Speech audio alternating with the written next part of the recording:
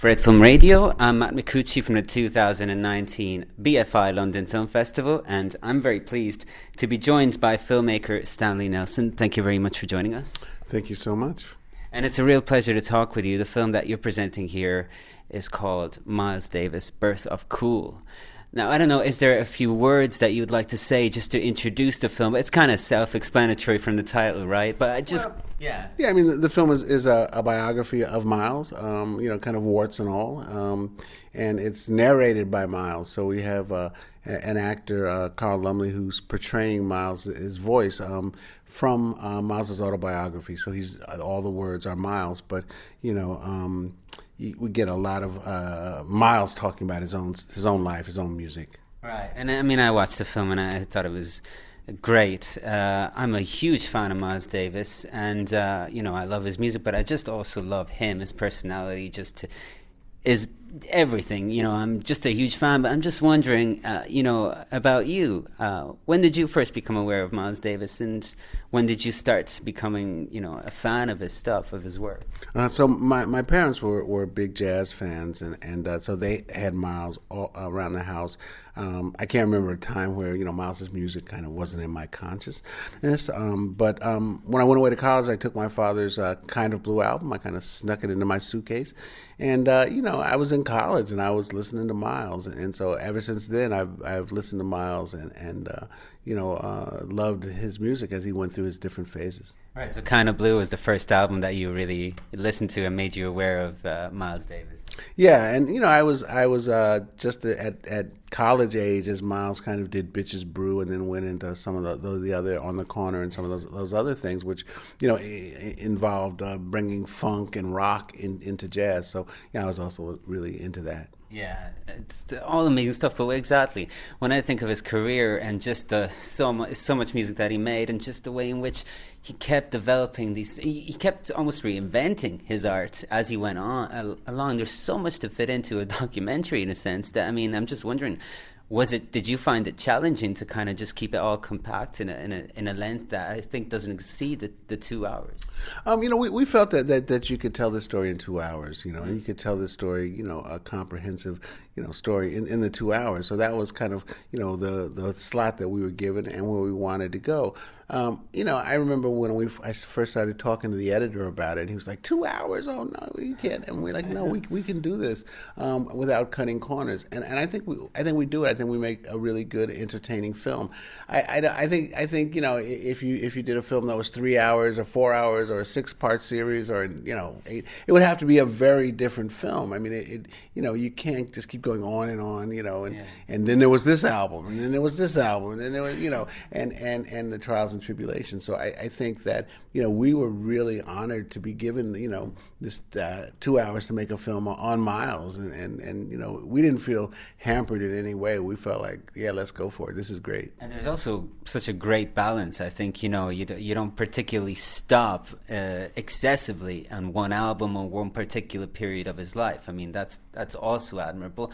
And of course, I think you mentioned it as well, great archive material. Well, you mentioned Miles Davis's own words recited in the film. It's almost driving the film, but there's also some archival footage and sounds and music. I think some of this stuff is the first time that you see it all, or that we get to experience. Rather. Yeah, we found footage. Miles's great friend Corky McCoy filmed like home movies of Miles, but he filmed them in 16 millimeters. So that's like really great quality, and he filmed this great stuff. So in the film, there's Miles walking on the beach. We have Miles sparring in the gym, and right. Boxing, which becomes kind of a motif that we go back to a few times in the film, of Miles kind of shadow boxing in the gym, because Miles was a great boxing fan and was a really good boxer.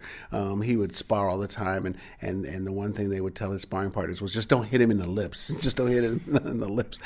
So we have that, and that's great footage. We also we're working with Sony Music, so we got outtakes of music. We have them in the studio, kind of putting together the albums. You can hear them because Miles would let the tracks roll, and so instead of cutting between songs, it would just keep rolling, and you'd hear him in the studio. Well, let's do it this way. Yeah, let's do it that. Let's do this. Maybe put it in more of that. Yeah, play it, Theo. Play it again. All that stuff comes because Miles just would let the tape run. All through the recording session. So we got the chance to use that from Sony and so many other things.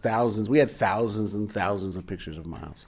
Right, and when we talk about his music and his genius and his art, but obviously his the figure Miles Davis goes beyond that. I can't exactly remember who says this, but it was a line that really stuck out to me. It was it was someone who was saying about Miles Davis that he didn't see the color of his skin as a liability. He saw it as an asset, and I think that was a very empowering thing. Yeah, I mean, and they say that in the context of Miles, being this really dark-skinned black man, as someone said that we interviewed. He was like the darkest black person he had ever seen, but Miles was incredibly beautiful, and there was no denying it. And you're talking about a time in America, where how do those two things sync up? How does this black skin sync up with this guy who was like, when he would walk in the room, people would be like, oh my God, And so, Miles went with that and ran with that. Miles knew he was beautiful, and he wore the clothes and had the cars and had the women and everything. And so that becomes part of, his status as an icon. Yeah, he was a very confident man. I love that part when Herbie Hancock just talks about how he calls him up and all he says is, come up at 5, and didn't say his name or just his address, nothing. The contributions are fantastic too. I mean, you have some real great people in there, people we know, famous jazz players, jazz historians, but also people from his personal life. Now that's a fascinating cast of people.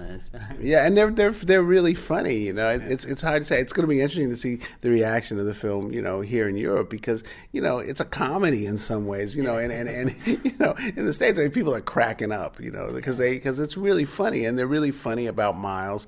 Whenever they talk about Miles, they go into his voice. They tell stories. They talk like this. They just naturally did that when they talk about Miles, and then you can't talk about the film without talking about Frances Davis, Miles' first wife, who he was with for almost 10 years, and that was the longest relationship he had.